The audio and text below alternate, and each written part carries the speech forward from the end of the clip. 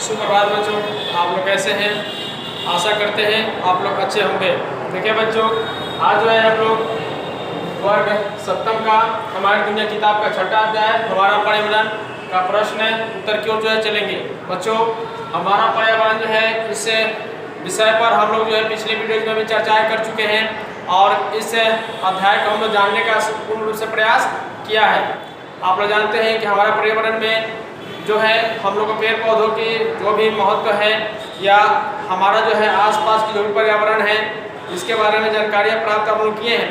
पर्यावरण भी दो तरह के होते हैं, प्राकृतिक पर्यावरण और भौतिक पर्यावरण। इस सब के बारे में भी जो है मानव की जो पर्यावरण है इसके बारे में हम लोग जानने का प्रयास किए हैं। बच्चों, आज ये प्रश्न है स्थलमंडल, जलमंडल और वायुमंडल किसे कहते हैं, तो आप लोग इस क्वेश्चन को जानेंगे और जानने का प्रयास करेंगे।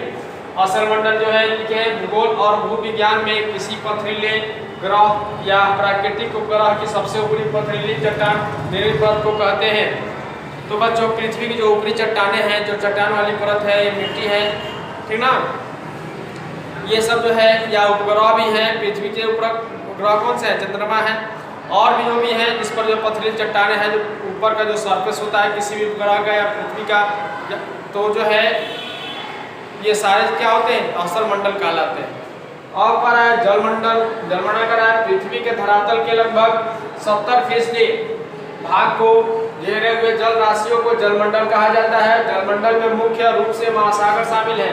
बच्चों, जलमंडल तो संपूर्ण पृथ्वी पर जितने भी पानी का स्तर है उस संपूर्ण पानी के स्तर को जो है जलमंडल कहा जाता है। तो बच्चों, आप लोग इसे भी जानते हैं, पिछले वीडियो जो भी हमने आप लोगों को बताया है कि पृथ्वी का जो है महासागर स्थित है, लगभग 3 तरफ से जो है समुद्र है और एक हिस्से में जो है स्थलमंडल है।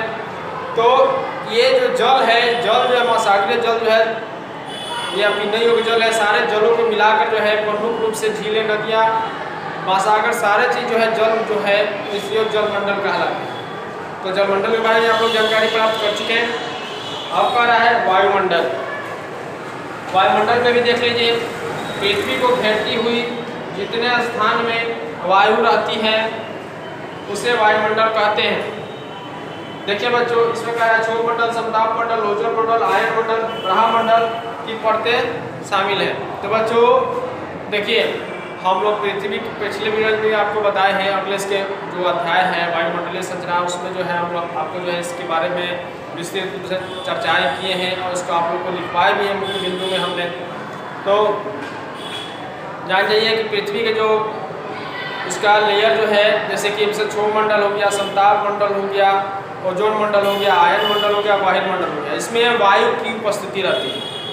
तो पृथ्वी के तल से, पृथ्वी के स्थलमंडल से लेके जो है लगभग 1000 ऊपर तक जो है, अब तो नया जो आया है उसमें 2700 भी दे रहा है, 2700 से भी ऊपर दे रहा है।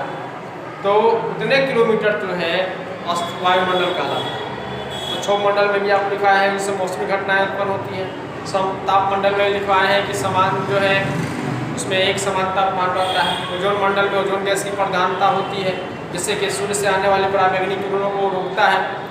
और आयन मंडल में जो है उसमें रेज उत्पन्न होते हैं, उसमें जो है जो भी उपग्रह, सेटेलाइट वगैरह हैं उसी के माध्यम से जो है रेडियो तरंगें हमारे पृथ्वी तक आती है और जो है हम मोबाइल्स और जो है रेडियो या आकाशवाणी जो भी होती है, दूरदर्शन जैसे ये सब जो है चीज़ों का जो हम लोग आसानी से उपयोग कर पाते हैं, देख या सुन पाते हैं। तो बच्चों, उसके बाद आता है बहिर्मंडल।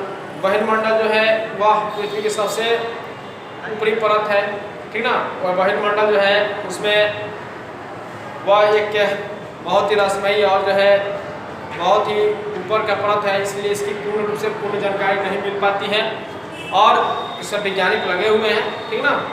तो बच्चों, ये जो है आप लोगों का प्रश्न है, इसे आप फेयर कॉपी में लिखेंगे।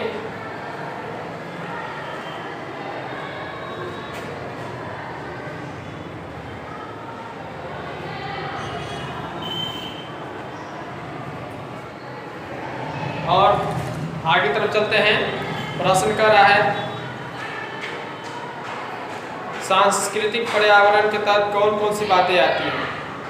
तो सांस्कृतिक पर्यावरण में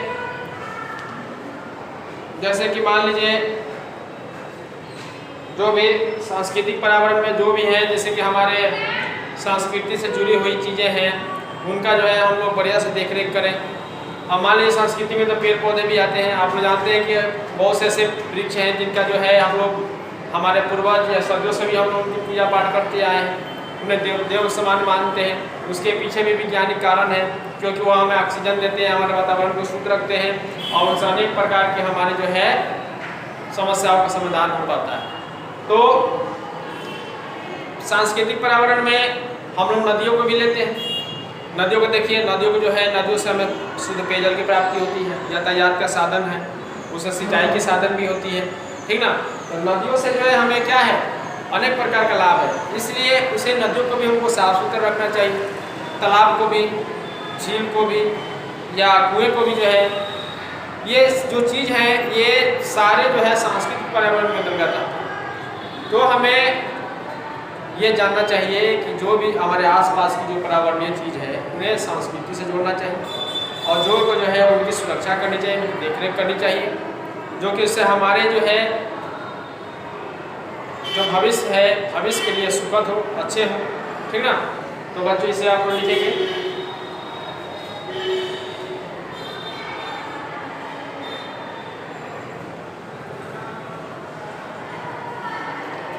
और आगे के प्रश्न उत्तर जो है अगले वीडियो में देखेंगे।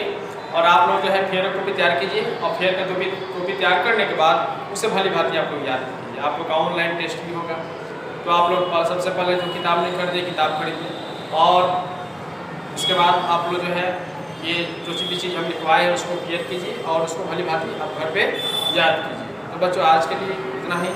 जय हिंद, जय भारत।